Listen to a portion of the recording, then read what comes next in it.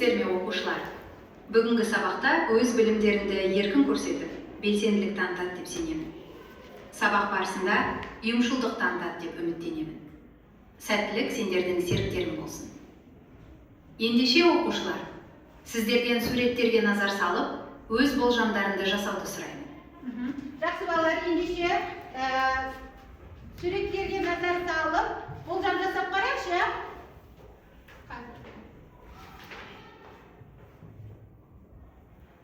Суретке нені қарап көріп тұрмыз? Осы суреттерге қарап, бүгінгі сабақта қозғалатын тақырып туралы болжам жасайық. Нені көріп тұрмыз суреттен? Ойыңыз айтты? Жеміс-жидектер, көкөністер,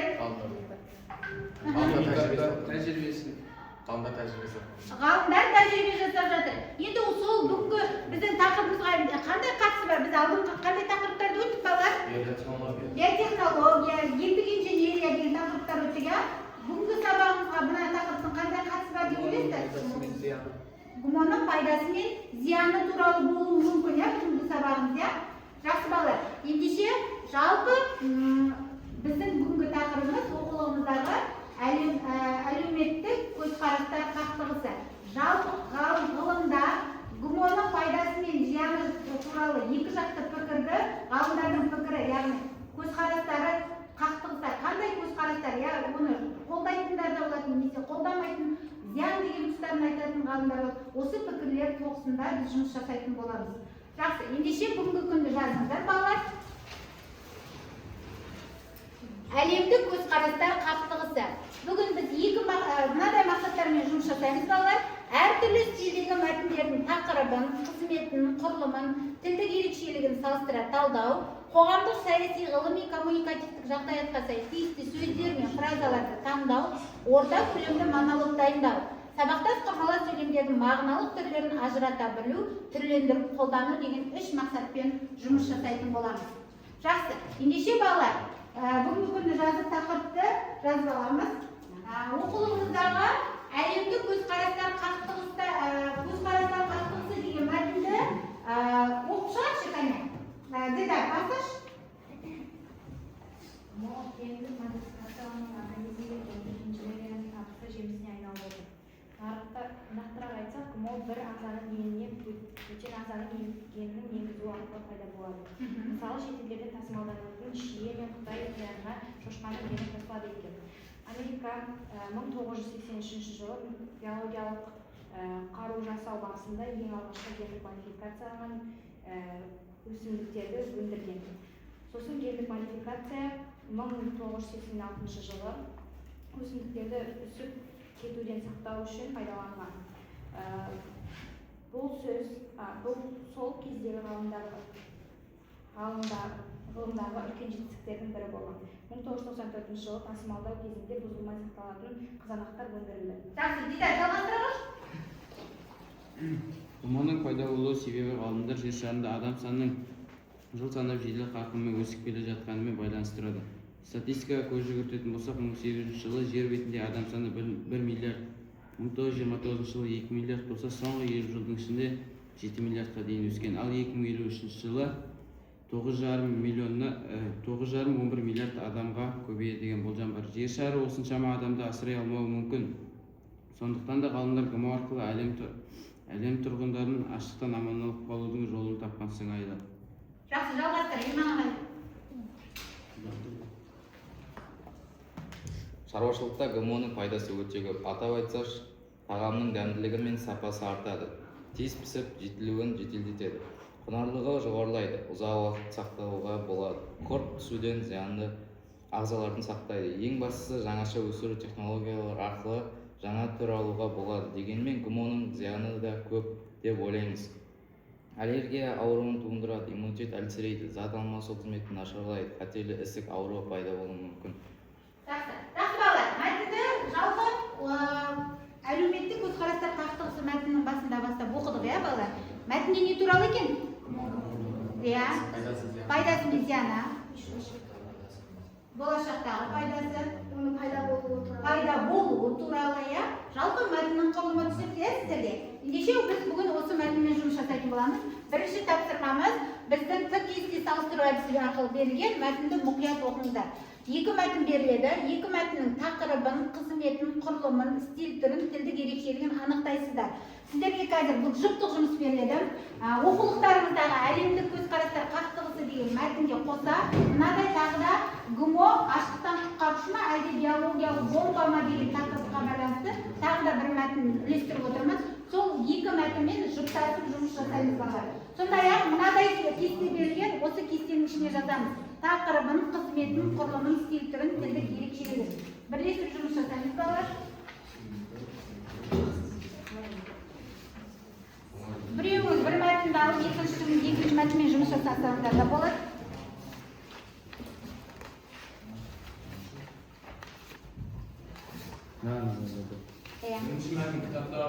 Бірлесіп жұмыс жасайық.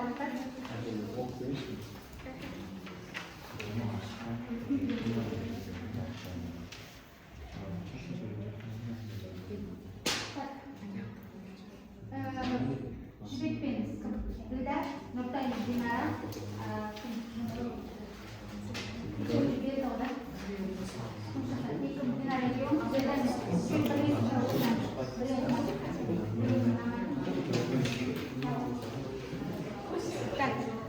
Гүлдана мен Баян бірге жұмыс жаса, Нұрай мен Иманғали, Иманәлі, Иманғалимен кім болды?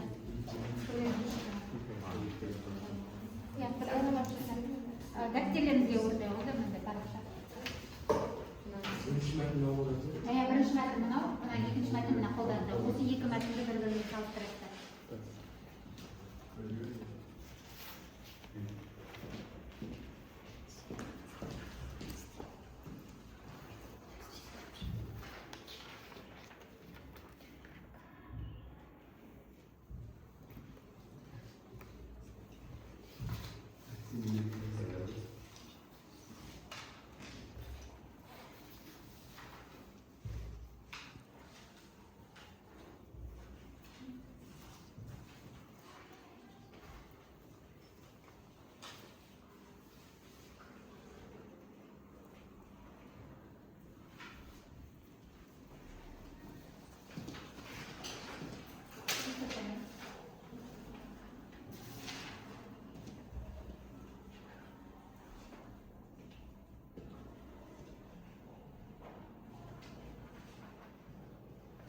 Belirlеп отырмын, балалар, сіздерге 5 минут уақыт жетеді.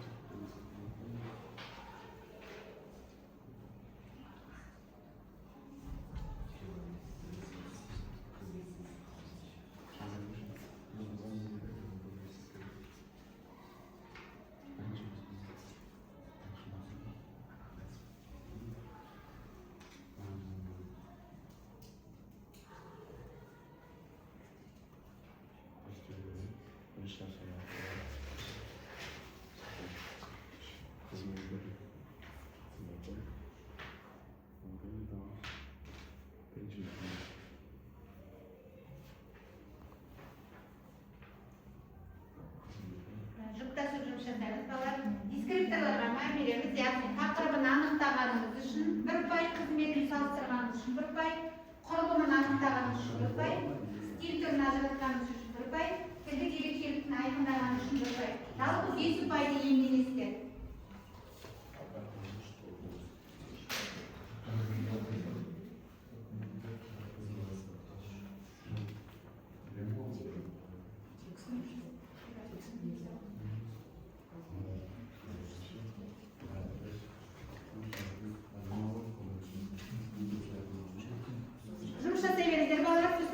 Мынадай бағалау парағын таратып отырмын, осы бағалау парағына өз-өзіңізді бағалап отырасыздар. Бірінші тапсырмада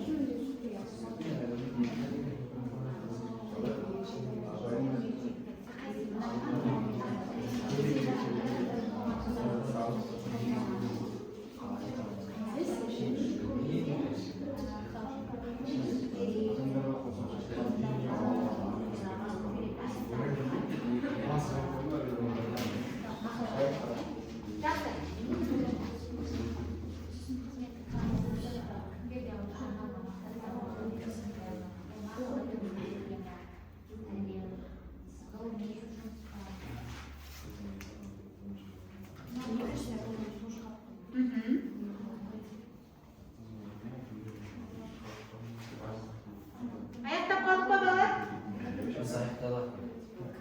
Аяқтаған оқушылар бар, иә? Аха.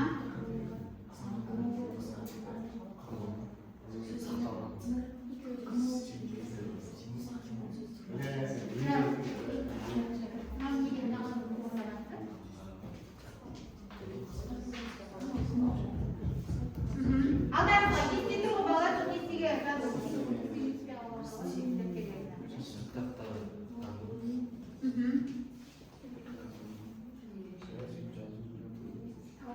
Жақсы.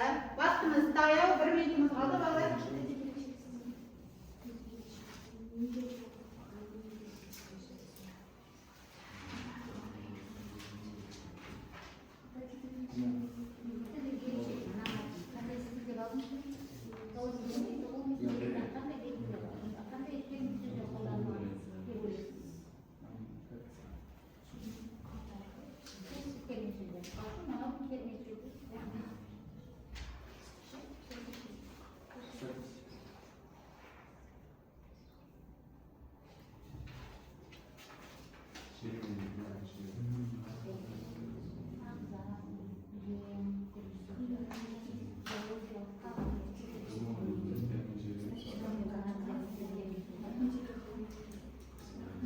Аяқтадық па балалар?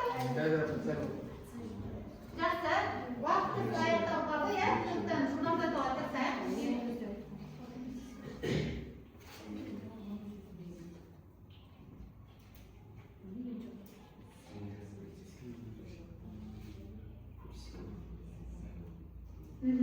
Жақсы.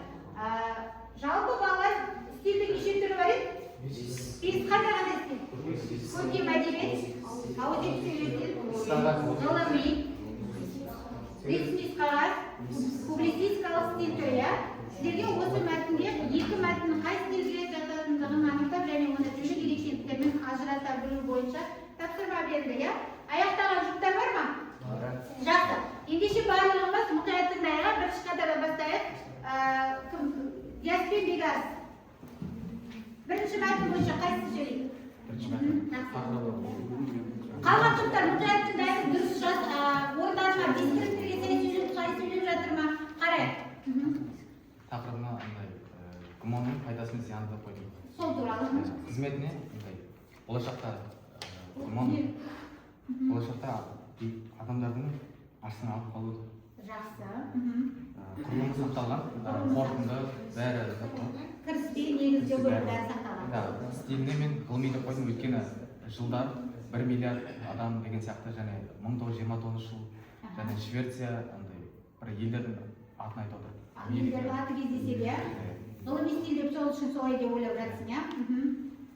Ал келесі екінші мәтін туралы. Екінші мәтін туралы тақырыбына мен жасықтай гуманмен пайдасы мен зияны, қызметіне жер бетіндегі ашық танымы алып қалу. Алып қалу, жақсы.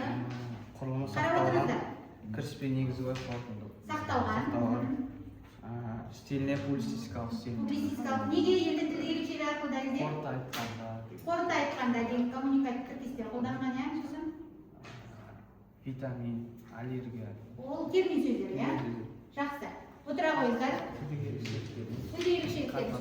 Жақсы, отыра қойыңыз. Кеттік. Екінші жұп. Жылдам. Бірінші мәтін ГМО тақырыбы ГМО адамзат құтқарушысы деп алдым. Құтқарушысы. Қызметі жалпы бүкіл әлемдік адамзатқа арналған. Осы мәтін бүкіл әлемдік адамзатқа арналып жазылған. Құрылымы, мәтіннің құрылымы сақталған. Стиль түрі публицистикалық. Себебі бұл жерде жаңа айтып өткен термин сөздер кездеседі. Бірінші мәтін публицистикалық стиль және оған термин сөздер кездеседі дейді. Қандай термин сөздер? ГМО, технология, биотехнология, модификация деген. Жақсы. Екінші мәтін бойынша? Тақырыбына гуманның пайдасы мен зияны, оның қызметі қазір адамзатқа арналған дедім. Құрылымы сақталмаған себебі мен негізгі бөлімін бұл жерде байқамадым. Негізгі бөлімін байқамадым ба? Стиль түрі публицистік, өйткені қоғамдағы нәрселер көтеріліп тұр. Жақсы. Тілдік ерекшелік мен теңеуді байқадым. Бұл гмо бұл өткір қылыш сияқты. Өткір қылыш сияқты деп теңеуді байқадым, сондықтан ол публицистикалық стильге жатады деп отырсыз. Жақсы. Мына жұпқа айтарыңыз бар ма басқа топтан? Дұрыс талдаған ба жұмыстары? Ойымызды айтайықшы. Мысалы үшін бірінші мәтінді публицистикалық стиль деді, және онда термин сөздер кездеседі деді. Дескриптор бойынша дұрыс анықтай алған ба? Ойымызды айтайықшы, неге бекарыс? Бірінші мәтініміз қандай стильге жатады? Ғылыми стильге жатады. Сондықтан да біз бұны термин сөздері қатысуымен байланысты ғылыми стиль деп айтуымыз керек еді. Жақсы, отыра алғанда. Мына топ. Мұқият тыңдаймыз қалған топтан. Бірінші мәтінімізде гмо-ның пайда болу себептері, қызметі гмо-ны пайдаланушы халыққа арналған. Құрылымы толық Тыңдаймыз қалған топтан. Бағалаулар керек. Бұл бізде ғылыми стиль, себебі бұл мәтінде нақты сандық терминдер, деректер берілген, терминдер берілген. Жақсы. Екінші мәтін. Тақырыбы гмо-ның Оқушылар тыңдаймыз. гмо-ның биологиялық пайдасы мен зияны, қызметі гмо-ны пайдаланушы халыққа арналған, құрылымы сақталған, стиль түрі публицистикалық, тілдік ерекшеліктері, әлеуметтік мәселе қозғалған. Әлеуметтік мәселе қозғалған. Келсеңіз қалған топтар. Бағалау бойынша. Жақсы, мына топтан тек екі жүз сөйлей қояйық, тек етіп қайсысын сөйлейміз. Ал кет, бастайық, жұрттай динара. Бірінші мәтінде тақырыбын гмо биотехнологиялық қару деп қойдық. Қызметі гмо-ның пайдасы мен зиянын түсіндіру, құрылымы сақталған, стиль түрі ғылыми деді, тілдік ерекшеліктері, гмо статистика, иммунитет, қауіпсіздік деген термин сөздер қолданылған. Өте жақсы, кет. Нұртайып кетіңіз мәтін. Екінші мәтінде мен тақырыбын гмо адамзатқа әсер етіп қойдым. Гмо-ның адамзатқа пайдалы ма немесе зиян ба деген қызметін айтсақ, гмо-ның зиян деп ойлайтын және гмо-ға сенбейтін және гмо-ға қызығатын адамдарға арналған. Құрылымы толық сақталған, қорытындының бәрі бөлімі негізі бәрі сақталған. Стиль түрі публицистика дедім, себебі көтерілген мәселе талқыланған. Мысалға мақала ретінде жазылған. Мақала ретінде жазылған деп өте жақсы. Келсеңіз қалған топтар. Барлығы сондай ма? Жақсы, мына топтар бір топ сөйлей қойсыншы. Кет Баян мен Гүлдана. Бірінші мәтіннің тақырыбы гмо-ның пайда болуы, қызметі жалпы халыққа және биотехнологияға қызығатын адамдарға, құрылымы сақталған, себебі мәтіннің барлық бөліктері бар. Стиль түрі ғылыми, себебі ағза, ген, гмо, биологиялық қару, модификация, өсімдіктер деген термин сөздер бар. Өте жақсы, келесі. Екінші мәтіннің тақырыбы гмо-ға қатысты көзқарастар. Қызметі барша оқырманға және жаңалық сүйер құрылымға. Құрылымы толық сақталған, стиль түрі публицистикалық стиль, тілдік ерекшелігі, ол оқырманға әсер ететіндей, жаңа ой қалыптастыратындай мәселе қозғалған. Жақсы. Ендеше балалар, біз екі мәтінді салыстырдық, стиль түрін анықтадық, кейбір оқушылардың стиль түрін анықтауда қиналған, сондықтан дескриптор мән беріңіздер. Егер тақырыбын анықтаған болсаңыздар, қызметін салыстыра алған болсаңыздар, құрылымын анықтай алған болсаңыздар, стиль түрін ажырата алған болсаңыздар, тілдік ерекшелігін айқындай алған болсаңыздар, сіздер өзіңізге 5 ұпайдан нақты қоясыз. Егер қателескен болсаңыз, қызметін анықтауда қателескен болсаңыз, немесе стиль түрінен қателескен болсаңыз, онда өзіңізге 4 немесе 3 ұпайды қоясыз. Алдарыңызға бағалау парағы берілді, сол бойынша бағалайсыздар өздеріңізді. Жақсы. Ендеше балалар, барлығымыз екінші тапсырмаға назар аударайық. Сіздерге жеке жұмыс беріліп отыр. Пікір шкаласы әдісі арқылы гмо адамзатқа мүмкіндік пе, әлде қауіп пе тақырыбында монолог жазыңыздар. Монолог дегеніміз не? Адамның ішкі ойы, сіздердің яғни түбегейлі ойларыңызға байланысты. Енді мүмкіндік және қауіп деген шкала берген, соның қайсысын таңдайсыздар пікіріңізде? Мүмкіндік деп алсаңыздар, соған сәйкес ойыңызды дәлелдейсіздер. Қауіп деп алсаңыздар, соған сәйкес ойыңызды дәлелдейсіздер. Сіздерге қоғамдық саяси сөздер берілген, қоғам, халық денсаулығы, қауіпсіздік, ғылыми термин сөздер берілген, ген, модификация, иммунитет, организм, аллергия, коммуникативтік тіркестер берілген. Менің ойымша дәлел ретінде бір жағынан, екінші жағынан қорытындылай келе деген. Осы сөздерді пайдалана отырып монолог жасамыз. Монологта егер тақырыпқа қатысты бағыттың біреуін таңдап монолог жазғаныңыз үшін 1 ұпай беріледі. Коммуникативті саяси сөздерді қолданғаныңыз үшін 1 ұпай беріледі. Ғылыми терминдерді де қолданғаныңыз үшін, коммуникативтік тіркестерді қолданғаныңыз үшін 1 ұпай. Жалпы 3 ұпайды иеленесіздер. Ал уақыттарыңыз кетті, жұмыс жасаймыз. Сіздерге тек көмек ретінде алдарыңызға қажетті сөздерді тастап отырмын, иә? Енді балалар, жұмыс жасаймыз. Қазір сіздерге не бары бұл жұмысқа 5 минут уақыт беремін. Кейбір оқушылармен қосымша тапсырма бергім келіп отыр, иә? Дайын сөздер бар, сол дайын сөздерге байланысты 4 сөйлем құрастырып.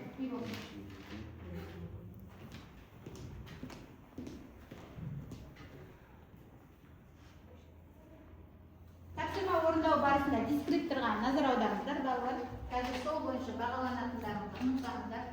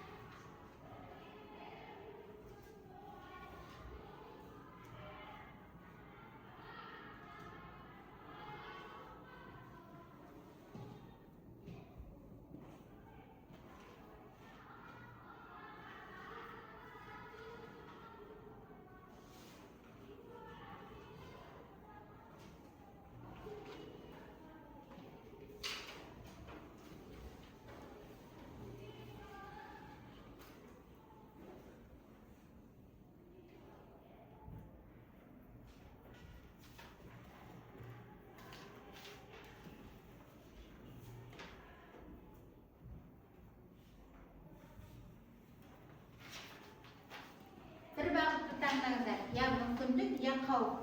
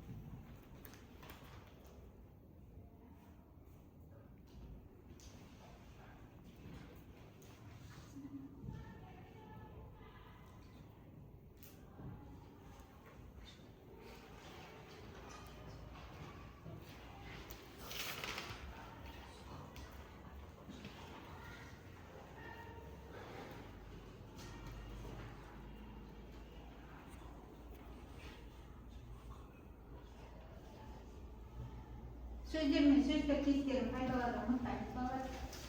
Алдарыңызда берген скрипторда бар себебі.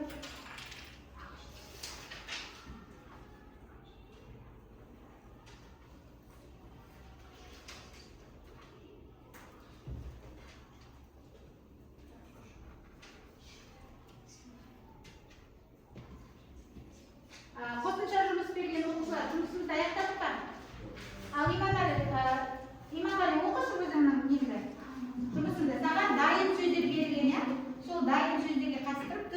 байланыстырып оқи ғой. ГМОны мен адам өміріне қауіпті деп ойлаймын. Өйткені осы ГМОның кесірінен 2 миллиардқа жуық адам өз артық салмақтарынан арыла алмай келеді. Ол ауыл шаруашылығын жеңілдеткенімен өнім сапасын ұзартқанымен қауіпті деп ойлаймын. Жақсы, қандай сөздер беріледі саған? Ғылыми зерттеу адам саны, ауыл шаруашылығы өнім сапасы. Өнім сапасы, ғылыми зерттеу, адам ауыл шаруашылығы деген сөздер берді. Осы сөздер қайсысын пайдаландың өзің сөйлеміңде? Адам сапасы, ауыл шаруашылығы өнім сапасы. Жақсы, өте жақсы. Яғни сен өзіңе, яғни дескриптор бойынша, яғни дайын сөздерді қолданып сөйлем құрай алғаның үшін сөйлем құрылымын сақтай алғансың. Яғни сауатты жазу бойынша, яғни берілген сөздерді пайдаланғансың, сол бойынша өзіңе 3 ұпайды қойып отырсаң болады бағалы парағына. Өте жақсы. Келесі, тағы кімге берілді қосымша тапсырма? Бекболсын, дайынсыз ба? Жақсы. Қалған оқушылар, монолог жұмысын аяқтап қалдық па? Ал кет Гүлдана, монологты оқи ғой. Қауіп төндіреді. Менің ойымша, ГМОның кесірінен халық иммунитеті төмендеуі мүмкін. Ал иммунитет түсетін болса, тез ауруға шалынуы мүмкін. Кейбір зерттеулер бойынша ГМО арқылы өсірілген жемістер адамдарда аллергия туындауы мүмкін. Дәлел ретінде мен кәдімгі үй жағдайында болған оқиғаны алғым келеді. Аллергия кесірінен адамның үсті қышып, қызарып, температурасы көтерілуі мүмкін. Тіпті өліп кетіп те жатады. Қорытындылай келе, ГМОның адамға қауіп тудыруы мүмкін. Қауіп деген бағытты таңдадың, Гүлдана. Яғни дескриптор бойынша өзіңді бағалаш, тақырыпқа қатысты таңдаған бағыттың біріне дәлелдеп монолог жазды, бір ұпай. Одан кейін қандай қоғамдық саяси термин сөздерді қолданды? Халық, иммунитет, аллергия, ГМО. Жақсы. Коммуникативтік тіркестер қайсысын қолданды? Қорытындылай келе, жақсы. Өзіңе 3 ұпайды белгілесе болады. Тағы монолог ал кетіп жазды. ГМО қоғамға қауіпті деп ойлаймын. Себебі иммунитетті түсіруі мүмкін, аллергия туындатуы мүмкін. Менің ойымша, ГМО адамдарда аштан алуы да мүмкін. Екінші жағынан қауіпті әкелуі мүмкін. Қорытындылай келе, пайдасы да зияны да бар деп ойлаймын. Жақсы. Қандай мына дескриптор бойынша сөйлеш, өзіңді нешеге бағалайсың? Қоғамдық саясидан қауіпті және иммунитет деген зат қолданып. Қолдандың, бір ұпай. Одан кейін коммуникативтік тіркесте қайсысын қолдандың? Менің ойымша, екінші жағынан деген. Жақсы. Яғни тақырыпқа қатысты дәлелдеп мана өзіңді 3 ұпаймен бағалауыңа болады. Тағы да монологты аяқтаған оқушы Алдинара кет. Мен қауіп бағытын таңдадым. Менің ойымша, ГМО адам өмірі үшін өте үлкен қауіп. Себебі ГМО адам организміне қауіп әкеледі. Иммунитетті төмендетіп, аллергия тудырады. Бір жағынан азық-түлік мәселесін шешіп отырғанымен де, екінші жағынан жаңа атап өткендей адам ағзасына қауіп төндіреді. Дәлел ретінде шетелге тасымалданатын шиеге және Қытай қиярына шошқа гені қосылады. Ал шошқа кейбіреулерде қабылданғанымен кейбіреулерде тыйым салынған. Мен өз ойымды қорытындылай келе, ГМО адам денсаулығы үшін өте зиян. Яғни өзіңді дескриптор бойынша бағалап жүрші, Динара? Мен тақырып бойынша бір бағытты таңдадым, қауіп дегенді, коммуникативтік саяси термин сөздер, қандай сөздер қолдандың? организм, иммунитет, ал коммуникативтік тіркестерде? менің ойымша дәлел ретінде бір жағынан, екінші жағынан, өте жақсы. Өзіңе 3 ұпайды қойса болады. Тағы да, Нұрай, Нұрай. Менің ойымша қазіргі таңда ГМОның адам ағзасына деген пайдасы мол. Себебі қазіргі күндері біздің жеп, қолданып жүрген тамақтарымыз құрамында ГМО бар. Алайда ол адам организміне аллергия немесе иммунитетке зиян әкелуі мүмкін. Бірақ дәлел ретінде мен шаруашылықта ГМОның пайдасы өте көп деп айттым. Сондықтан мен ГМОның адам организміне аса қауіп әкеле алады деп ойлаймын. Бұл жерде екі жақты да қолдаған сияқтысың да. Жақсы. Ғылыми сөздерден организм, иммунитет, аллергия сөздерін қолдандым. Саяси сөздер жоқ, бар қоғам деген сөздер. Тіркестерден менің ойымша қорытындылай келе. Өзіңе 3 ұпайды қоя аласың. Ал кетіп Балнұр. Менің ойымша бұл адамзат үшін мүмкіндік. Себебі адамзат 2 ғасырдың ішінде 2 миллиард халықтан 8 миллиард халыққа дейін күрт өсіп кетті. Және алдағы уақытта бұл статистика әлде үлкейетіні анық. Жер бетінде өсірілетін тағамдардың бүкіл адамзатқа жетпейтіні қырылу қаупі бар. Сондықтан бұл мәселенің алдын алу үшін ГМО өте тиімді шешім деп ойлаймын. ГМО біз тұтынатын өнімдердің бірінші өнімнің гендік модификациясын екіншісіне өткізу арқылы өнім тез пісіп дәмділігі мен сапасы артады. Екінші жағынан ұзақ уақыт сақталады. Қорытындылай келе, ГМО адамзат үшін өте үлкен тиімділік және ашаршылықтан құтқарушы деп ойлаймын. Жақсы. Өзіңді бағалап жүрсіз дескриптор бойынша. Қуандық сөздер халық, адамзат, ғылыми терминдер, гендік модификация, коммуникативтік тіркестер менің ойымша екінші жағынан қорытындылай келеді. Өте жақсы. Өзімді 3 ұпаймен бағаласаңыз болады. Мына топтан оқитын бар ма? Ал кетті жандар. Қазіргі таңда қоғамда гендік модификация қарқынды даму үстінде. Бұл даму процесін бірі үлкен мүмкіндік десе, бірі қауіпке балайды. Мен бұл екі пікірден қауіпке қосыламын. Себебі біз үшін ең бастысы халық денсаулығы. Егер ГМО осылай тоқтаусыз дами берсе, халық иммунитеті әлсіреп, аурушаңдыққа әкеледі. Жалпы қорытындылай келе, мен өз пікірімді нақты жеткізе алдым деп санаймын. Өзіңді неше ұпаймен бағалайсың, Жаным? Мен мына жерде 3 сөздерден де әрқайсысынан 1-2 сөзден алдым. Мысалы, ғылыми сөздерде мен гендік модификация, иммунитет деген сөздерді алсам, қоғамдық саяси сөздерден қоғам және халық денсаулығын алдым. Ал тіркестерден қорытындылай келе деген сөз алдым. Өте жақсы, яғни өзге 3 ұпайды қоя аламыз. Жақсы балалар, ендеше біз бүгінгі тақырыбымызға әрқайсыңыз монолог жазыңыздар, иә? Өзіңізді қаншалықты осы деңгейде жаңағы жұмысын көрсетіп жатқан оқушылардың деңгейінде шамалас жұмыс жасасаңыз, өзіңізді 3 ұпаймен бағаласаңыз болады. Бейболсын, сенде қосымша жұмыс бар еді, жаңа 4 сөйлемді оқы, тездетіп оқи ғой, жұмысыңды. Бірінші, бүгін ғылыми зерттеулердің арқасында ГМО-ны толық меңгердік.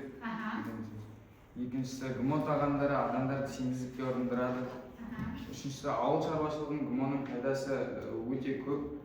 Атап айтсақ, тағамның дәмділігі мен сапасы артады, тез пісіп, жетілуін жеделдетеді. Өте жақсы, яғни сіз дайын сөздерді пайдалана отырып, сөйлем құрастыра алғансыз. Өзіңе 3 ұпаймен бағаласаң болады. Ендеше балалар, келесі біздің 3-ші мақсатымызға сәйкес балалар, сабақтас құрмалас сөйлемдің мағыналық түрлерін қолдану, яғни түрлерді қолдану бойынша 3-ші мақсатымызға сәйкес сіздерге Learning Apps платформасы арқылы тапсырма беріліп отыр. Қазір бізге берілетін бірнеше сөйлемдер бар. Сол сөйлемдердің қайсысы мезгіл бағыныңқы, қайсысы қарсылықты бағыныңқы, қайсысы себеп бағыныңқы, немесе қайсысы шартты бағыныңқы сабақтас екен сәйкестендіреміз. Яғни жұбын табамыз. Сондықтан да сөйлемге назар аударамыз. Сабақтас құрмалас сөйлем деген не өзі?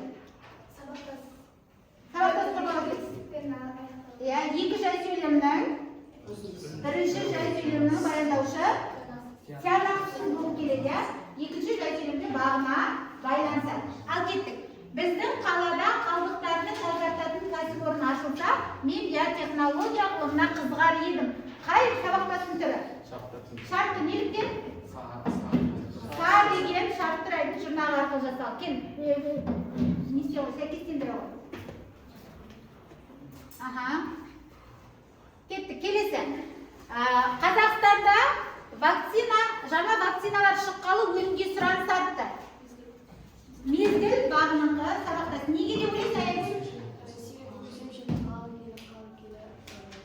Жұрнақтары арқылы жасалған.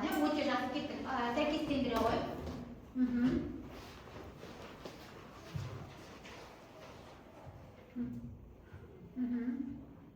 Кеттік. Келесі сөйлеміміз.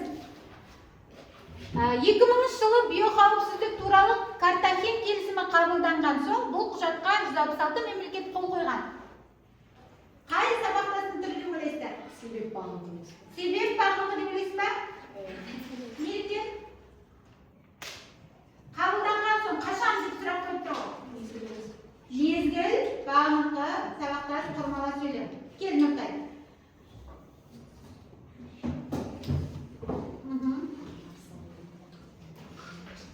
Сәйкестендіре ғой. Келесі сөйлеміз. Мектеп. Кеттік. Әлемде трансгендік өнімдер туралы неше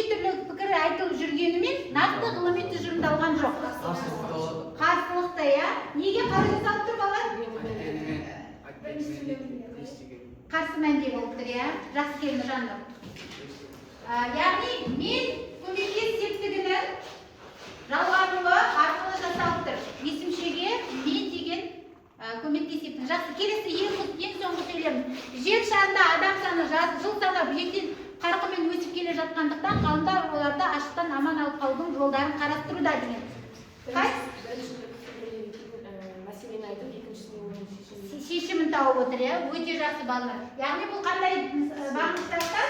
Себеп, бағынышқа сабақтар. Енді тексеріп қарайық, қаншалықты дұрыс орындаған. Яғни біз барлығында дұрыс таба алдық. Жақсы, жарайсыздар балалар, дәптерлеріңізге жазып алуға болады. Өзіңізге қажетті деп тапқаныңызды. Сабақтар туралы сөйлемнің түрі.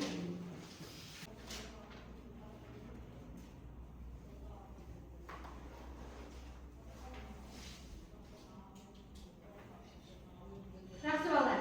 Ендеше осыны жазып аяқтаймыз да. Енді өз-өзімізді бүгінгі сабаққа рефлексия берейікші балалар. Біз бүгінгі сабағымызда нені үйрендік, нені түсіндік, нені әлі де болса жетілдіру керектігін. Мынадай сөздер берілген. Мен мына 3 жағдайда жетістікке жеттім деп ойлаймын. Кім жауап береді осы бойынша? Бүгінгі тапсырмаларды орындау барысында. Ал кетіп жаным. Мен 3 жағдайда жетістікке жеттім деп ойлаймын. Бүгінгі сабақта мен ГМО туралы жалпы ақпараттар алдым біріншіден, және де оның пайдасы мен зиянын ажырата алуды үйрендім. Және де осы сабақтас құрмалы сөйлемдерді өзінің түрлеріне қарай айыруды меңгере алдым. Жақсы, өте жақсы. Иманәлі, мен келесі жолы мұны тіпті жақсырақ орындай алар едім. Сен қай тапсырмада қиналдың? Және ол тапсырма берілсе қалай орындар едің? Бәрін орындадым. Бәрі жақсы орындадың, иә? Монологтан да ешқайсынан да қиналған жоқсың. Барлығы сен үшін тиімді болды, иә? Жақсы, өте жақсы. Кет, тағы да осыған өзі әлі қосатын оқушы бар ма? Жақсырақ, ал кет, Динара. Мен соңғы 3 тапсырмада дұрыс қатты белсене қатыса алмадым, сондықтан келесі жолы маған бергенде мен оны жақсырақ орындауға тырысамын. Жақсы, жарайсың. Тағы да, үшінші, егер мен мұны қайта орындайтын болсам, егер белгілі бір тапсырманы, иә? Онда мен оны қалай жасар едіңіздер? Басқа оқушылар, кері байланыс берейікші? Қалай жасар едіңіздер? Егер осы тапсырма қайтадан берілсе? Ділда, бүгін сөйлесіңдер. Егер мен мұны қайта орындайтын болсам, егер монолог жазуды ма, әлде мағыналық түрін ажыратуды ма, әлде жұптық жұмыста ма? Монологта мен екі жақты салыстыруға көбірек уақыт беріп жібердім, салыстырмалы түрде өзімнің шешіміме қарағанда. Мен соңғы орында өзімнің шешімімді басынан бастап айтып, соны дәлелдеуге тырысар едім. Өте жақсы. Ал кет жаным. Мен монологта жаңа қауіпті алдым ғой, егер маған тапсырма қайтадан берсе, мен мүмкіндікті жазар едім. Жақсы, өте жақсы ой. Басқа тоқтар, Дидар, сен сөйлеші. Базан жақсы орындадым. Жақсы, өзіңді неше ұпаймен бағалап отырсың? 10 ұпай, өте жақсы. Тағы, кім Ақбілек, өзіңді неше ұпаймен бағалап отырсың? 9, неге 9? Соңғы сабақта істеген жерде кішкене қателестің, сол үшін өзіңізге 9 ұпай қойып отырсыз, иә? Олжас, бүгін сабақ туралы не айтасыз және өзіңді неше ұпаймен бағаладың? 9 ұпаймен бағаладым. Соңғы тапсырма түсінікті, нақты түсіне алмадым. Сабақтас құрмалы сөйлемді ажыратуда қиналдың, иә? Егер де саған бұл тапсырма келесі беретін болса, не істер едің? Жақсырақ орындайды едім, қайтадан. Жақсы. Жақсы балалар, өте жақсы. Бүгінгі сабақта сіздер белсенді болдыңыздар, әрқайсыңыз өзіңіздің ұпайларыңызды алдыңыздар. Бүгінгі тақырыбымыз сіздерге барлығы да түсінікті болды деген ойдамын. Ендеше үйге тапсырма, 7-ші тапсырманы аласыздар. Жақсы, рахмет, сау болыңыздар.